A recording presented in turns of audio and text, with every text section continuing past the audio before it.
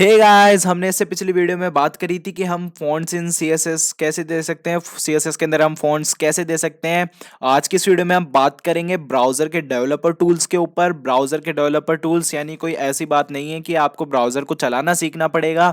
Browser के developer tools का मतलब है कि जो हम ब्राउज़र यूज़ कर रहे हैं उसमें कुछ लाइव कोड एडिटिंग कर सके और हम कुछ चेक कर सके। जैसे हमने एचटीएमएल में पैराग्राफ टैग लिखा और फिर हम उसे सीएसएस से कलर देते हैं।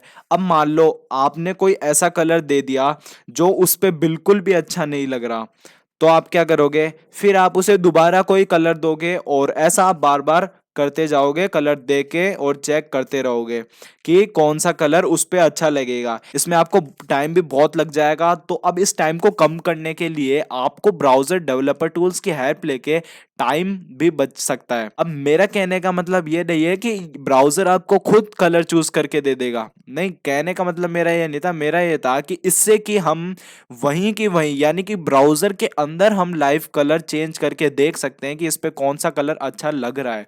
तो चलिए इस वीडियो को स्टार्ट करते हैं और मैं आपको बता देता हूं कि आप उसको कैसे कर सकते हो।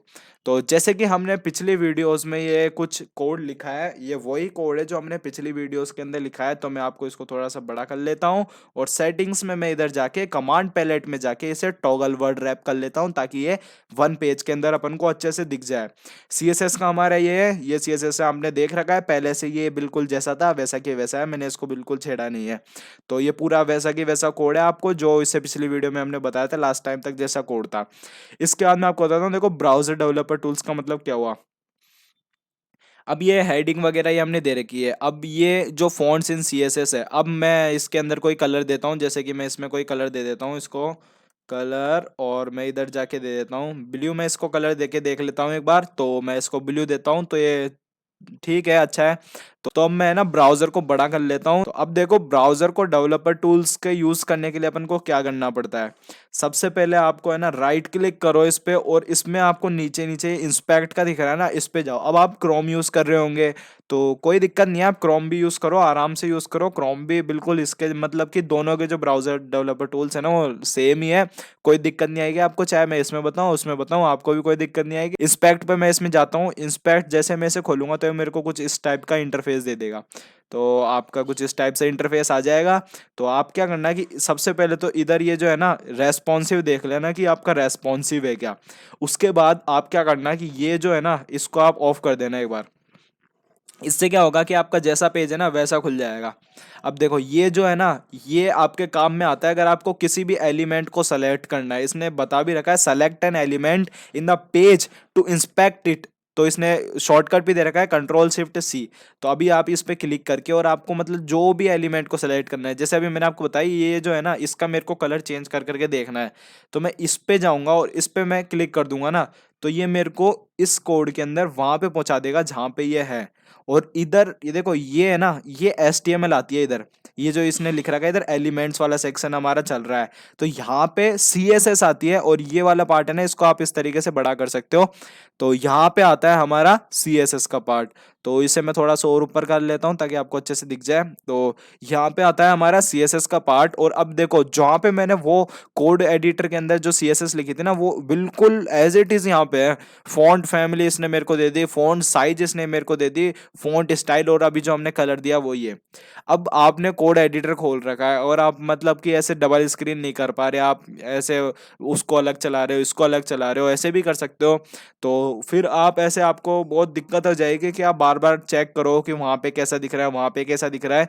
तो अब देखो जैसा कि मेरा ये कलर है, तो अब मैं इसको यहाँ से जाके और इस पे क्लिक करके मैं यहाँ से कलर सेलेक्ट कर सकता हूँ कि मेरे को कैसा कलर चाहिए। तो मैं यहाँ पे इसको यूं चेंज कर करके मैं आराम से देख सकता हूँ कि मेरे को कौन सा कलर सूटेबल है मेरे लिए।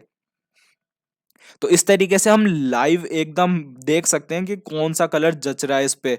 और यही नहीं, मैं मतलब ये नहीं बता रहा, ये मैंने सिर्फ एग्जांपल दिया है कलर का। आप इसमें full to full code change कर सकते हैं, यहाँ तक कि आप इसके अंदर पूरा स्टार्टिंग से एंड आप कोड भी लिख सकते हैं वेबसाइट का।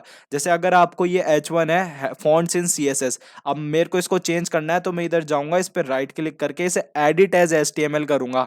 ये भी आपके क्रोम में भी आपको दिख जाएगा, पर ये इसमें ज़्यादा ऑप्शन है तो आपको हो सकता है क्रोम में ये कुछ ऐसे कम ऑप्शन दिखते हैं। तो इसके बाद मैं ये जो फॉन्ट्स इन सीएसएस है ना, मैं इसको हटा भी सकता हूँ। तो मैं यहाँ पे जाके मैं इसको कर दूंगा ब्राउजर डेवलपर टूल्स। तो मैं इसको ब्राउजर डेवलपर टूल्स करके बता देता हूँ आपको, ब्राउजर डेवलपर टूल्स। जैसे मैं ब्राउजर डेवलपर टूल्स लिख के यहाँ पे बाहर कहीं पे भी अगर क्लिक करूंगा ना, तो ये देखो इसने चेंज कर दिया ऑटोमेटिक, कोई मुझे कुछ करना ही नहीं पड़ा। अब देखो वो जो नीचे स्पेस आ रहा है ना, वो मैंने उसको लाइन हाइट दे रखी थी, तो मैं इसको भी एक बार हटा देता हूँ। जैसे मैं इस वाले पे क्लिक करूंगा ना, तो ये इसको कमेंट कर देगा इसके हिसाब से। ये जो काट दिया ना, इसका मतलब है कि इसने इसको कमेंट कर दिया। ये हमारी सीएसएस थी, है ना। अब ये सीएसएस तो वो है जो हमने लिख रखी है इसके अंदर, और इसके अंदर ऑलरेडी कुछ सीएसएस होती है, उस सीएसएस को अपन ओवरराइट करते हैं। जब अपन कोड लिखते हैं तो उस सीएसएस को अपन ओवरराइट करते हैं। तो ये देखो जो इसका इनबिल्ट जो सीएसएस है ना, वो ये है, देखो डिस्प्ले सबके ब्लॉक है। अभी आपको इसके बारे में पता नहीं है, आगे अपन इसके बारे में बात करेंगे। फिर ये इसने हाइट सबकी दे रखी है, लाइन हाइट इसने नॉर्मल कर रखी है ऑलरेडी। मार्जिन इसने कर रखा है, मार्जिन वेट इसने सब कुछ ऑलरेडी इसने कर रखा है। फॉन्ट भी इसने कर रखा है, टाइम्स न्यू रोमन और वगैरह वगैरह इसने खूब सारी चीजें कर रखी है ऑटोमेटिक। ये इवेंट्स लिसनर है। अगर अपन इधर कोई भी इवेंट करते हैं, मतलब कि कोई भी अपन एक्टिविटी करते हैं ना, तो वो ये इसको लिसन कर लेता है। ये ये बाकी चीजें आपके काम की नहीं है, आपको सिर्फ ये और यही ज्यादा आपके काम में आएगा, और कोई सा काम में नहीं आने वाला। और आपके ये कंप्यूटेड काम में आ सकता है। इसको आप जब देखोगे कि आपकी ऑलरेडी इसके अंदर इनबिल्ट क्या है, वैसे आप इनको भी ओवरराइड कर सकते हो। आप उधर जाके मार्जिन 0 पैडिंग 0 इस टाइप से कुछ लिख के। तो ये था हमारा एलिमेंट का, ये जैसा दिख रहा है वो मैंने आपको बता दिया। और ये होता है कि कईयों के ये साइड में आता है, ये जो मैंने खोला ना ये साइड में आता है, तो आप यहाँ से क्लिक करके इसको इस टाइप से आप कुछ चेंज कर। अगर मैं इस पे क्लिक करूंगा तो ये साइड में हो जाएगा। तो और अब मैं और भी ऑप्शन है, मैं इसको अगर ऊपर करना चाहता हूँ, मतलब इसको एक अलग से टैब बना के कर सकता हूँ ऐसे। तो इस टाइप से भी मैं कुछ कर सकता हूँ। फिर मैं इस पे दोबारा क्लिक करके मैं इसे नीचे कर लेता हूँ। तो ज़्यादा जो है ना वो नीचे ही रहता है, तो आप भी नीचे रख लेना। और इसके बाद यहाँ पे इसकी कुछ सेटिंग्स वगैरह देखने को मिल जाएगी। और यहाँ पे आता है कंसोल। ये कंसोल तो अभी आपके काम में नहीं आएगा, लेकिन जब जावास्क्रिप्ट सीखोगे ना, तो आप इसको कंसोल को जावास्क्रिप्ट जब आप रन करोगे ना, तो आपको ये कंसोल बहुत मदद करेगा जावास्क्रिप्ट सीखने में। उसके बाद ये कुछ सोर्सेज आती है। ये सोर्सेज वो है जो आप कोड एडिटर में उधर लिख रहे हो। जैसे मैंने उसमें ये 2 फाइलें बनाई है, तो इसने 2 फाइलें दे रखी है मुझे इसने ऑलरेडी। मैं इस फाइल के अंदर देख सकता हूँ कि इस फाइल के अंदर क्या क्या लिखा हुआ है।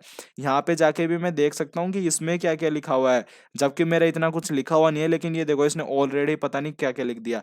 ये ब्राउजर के अंदर की चीजें लिखी हुई है ऑलरेडी, इसलिए ये कुछ टूल्स होते हैं ऑलरेडी। मैंने कहा ब्राउजर के डेवलपर टूल्स।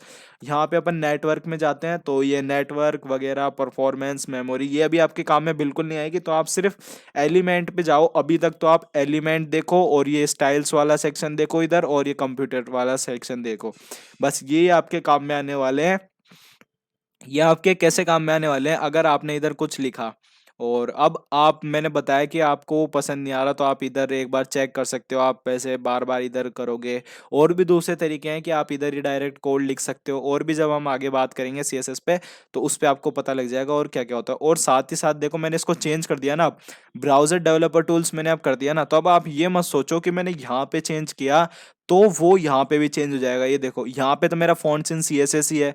क्यों है? क्योंकि मैंने चेंज करा है सिर्फ ब्राउजर डेवलपर टूल्स के अंदर। अब ये क्या होता है कि देखो आपने यहाँ पे कुछ अगर चेंज किया, आपने यहाँ पे लाइव एडिटिंग करी, मतलब कि कोड एडिटिंग करी लाइव, तो आपको उसको कॉपी करना पड़ेगा। जैसे कि आपने यहाँ पे बहुत सारी सीएसएस लिख दी, आप वहां पे नहीं लिख रहे थे, तो आपने यहाँ पे सीएसएस लिख ली। अब आपको वो कॉपी करके और उसके अंदर पेस्ट कर दोगे ना, तो वो सीएसएस अप्लाई रह जाएगी। अब आपने देख लिया कि वो अलग होता है, ये अलग होता है दोनों में। तो अब मैं जैसे इसको रिफ्रेश करूंगा ना, तो ये पहले वाला हो जाएगा फॉन्ट्स इन सीएसएस इस तरीके से। लेकिन अगर मैं उस कोड को कॉपी करके इसके अंदर डाल देता फिर रिफ्रेश करता ना, तो वही रहता ना, क्योंकि मेरा इधर तो वही था।